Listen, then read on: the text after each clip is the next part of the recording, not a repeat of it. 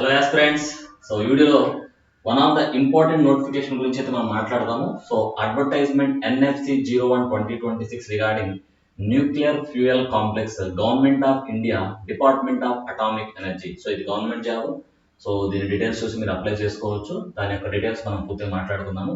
So details of vacancies పరంగా చూసుకుంటే కనుక so scientific officer, nurse, scientific assistant B, pharmacist B, as well as technician B. అయితే ఇక్కడ ఈ అడెండం లో మెయిన్ గా మెన్షన్ చేసింది ఏంటంటే కనుక సో ఆల్రెడీ ఈ అప్లికేషన్ డేట్ అనేది వీళ్ళు ఇచ్చిన ప్రకారం చూసుకుంటే కనుక 18/4/2026 తో ఎండ్ అయిపోయింది.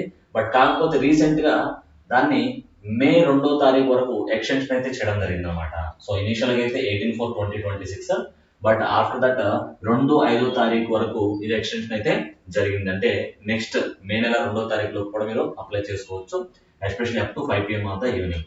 అండ్ ఇక్కడ ఈ 18/4/2026 డేట్ కి సంబంధించి మాత్రమే మీ యొక్క ఏజ్ ని క్యాలిక్యులేట్ చేస్తారు. ఒకవేళ మ్యాచ్ అవ్వకపోతే మీరు దీనికి అప్లై చేసుకోవడానికి ఛాన్స్ అయితే లేదు. సో ఇది క్లియర్ గా. అండ్ ఇప్పుడు మనం పూర్తి నోటిఫికేషన్ గురించి అయితే ఒకసారి చూద్దాం. సో పూర్తి నోటిఫికేషన్ గురించి ఒకసారి మీరు గమనిస్తే కనుక అసలు ఎన్ని వ్యాకెన్సీ ఉన్నాయి, ఎలా ఉంటుంది ఏంటో కూడా ఒకసారి చూద్దాం. సో ఇక్కడైతే మెయిన్ నేను ఆల్రెడీ మీకు చెప్పింది డేట్ అయితే ఎక్స్టెన్షన్ జరిగింది. సో ఇది అడ్వర్టైజ్మెంట్ ఆల్రెడీ వాళ్ళు ఇచ్చింది 18/4/2026 తో ఎండ్ అయింది. బట్ రీసెంట్ గా మనకు వచ్చిన అప్డేట్ ఏంటంటే కనుక మే 2వ తారీఖు వరకు మీరు అప్లై చేసుకోవచ్చు. సో ఇక్కడ పోస్ట్ పరంగా చూసుకుంటే కనుక సో ఇవన్నీ డిఫరెంట్ పోస్టులు ఉన్నాయి. Like scientific officer C, general deputy medical officer, post కూడా ఇక్కడ ఇచ్చున్నారు. And group A gazetted scientific. And pay level చూసుకుంటే కనుక 56,000 in level of 10 pay of matrix plus allowances as admissible to central government servant plus non practising allowance. Age limit 18 to 35 years.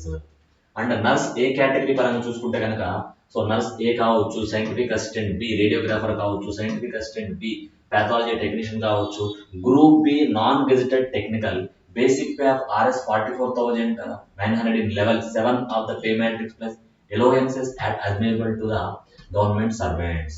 And also basic pay of ఈ రెండింటికి మీరు గమనిస్తే కనుక దీనికి scientific assistant B radiographer, scientific assistant B pathology technician, basic pay 35,400 in level 6 of the pay matrix with allowances also.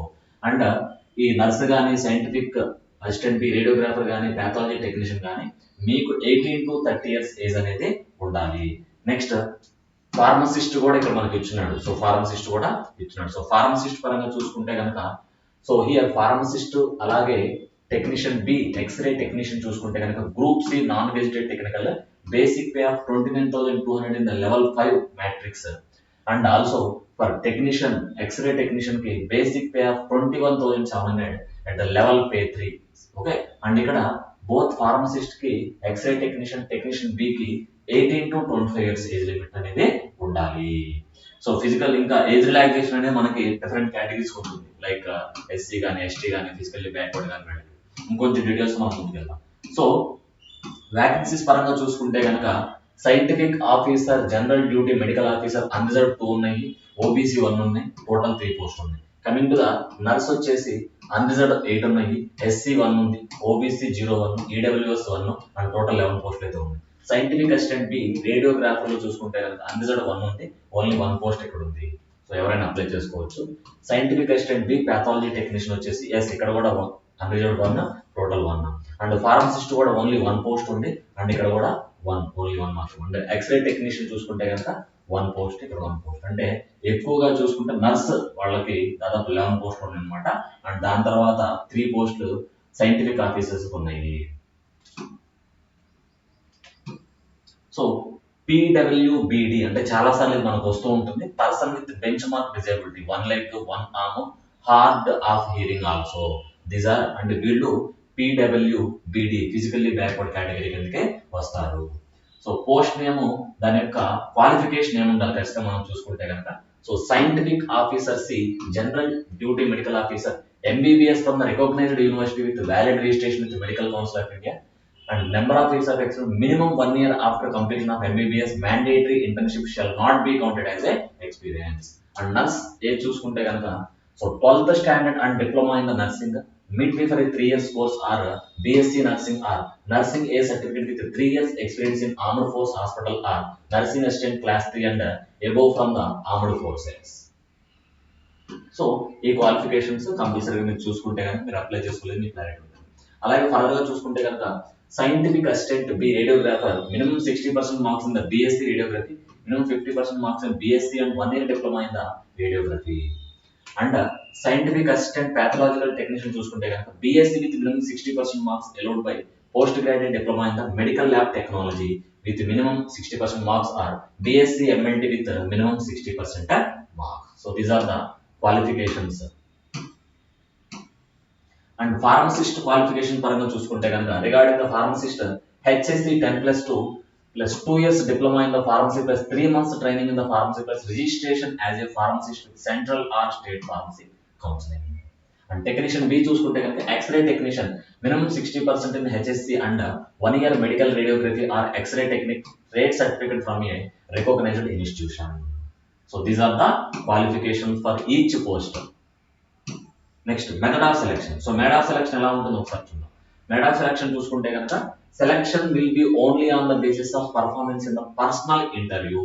In case the response is more, NFC reserves the right to restrict the number of candidates to be called for personal interview by conducting screening test. The decision of NFC will be final and binding. Made of screening test ఎలా ఉండొచ్చు, ఒకవేళ screening test ఉంటే కనుక అంటే direct గా ఇంటర్వ్యూకి వెళ్ళిపోవచ్చు, లేదు నెంబర్ ఆఫ్ అప్లికెంట్స్ ఎక్కువ ఉంటే కనుక స్క్రీనింగ్ టెస్ట్కి వెళ్ళే ఛాన్స్ ఉంది. సో అది ఎలా ఉంటుంది, 75 multiple choice questions with negative marking, 3 marks will be awarded for correct answer, 1 mark will be deducted for the incorrect method but wrong answer. Duration of examination will be 90 minutes. The process of selection involves the 3 stages: preliminary test, advanced test, skill test. Okay, ఇంకా మీకు details కావాలనుకుంటే కనుక so ఈ document కి సంబంధించిన link అనేది మన యొక్క ఈ వీడియో యొక్క డిస్క్రిప్షన్ లో ప్లేస్ చేస్తాను. ఇంపార్టెంట్ వాట్సాప్ గ్రూప్ కూడా ఉంటుంది, అందులో కూడా మీరు జాయిన్ అవ్వండి. సో స్టేజ్ 1 ఏంటి, స్టేజ్ 2 ఏంటి, జనరల్గా స్టేజ్ 1 వచ్చేసి preliminary, so mathematics 20 questions, science 20 questions, general awareness 10 questions. And stage 2 advanced test ఉంటుంది.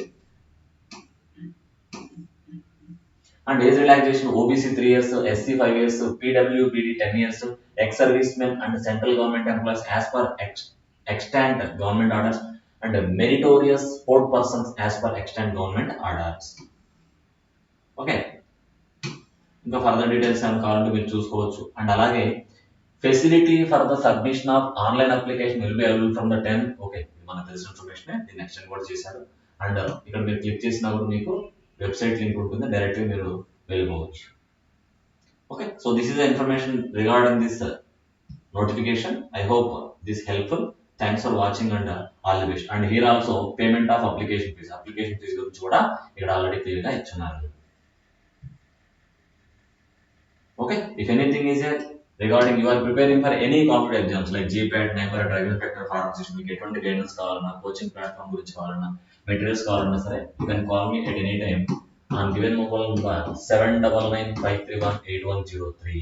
Okay, thank you.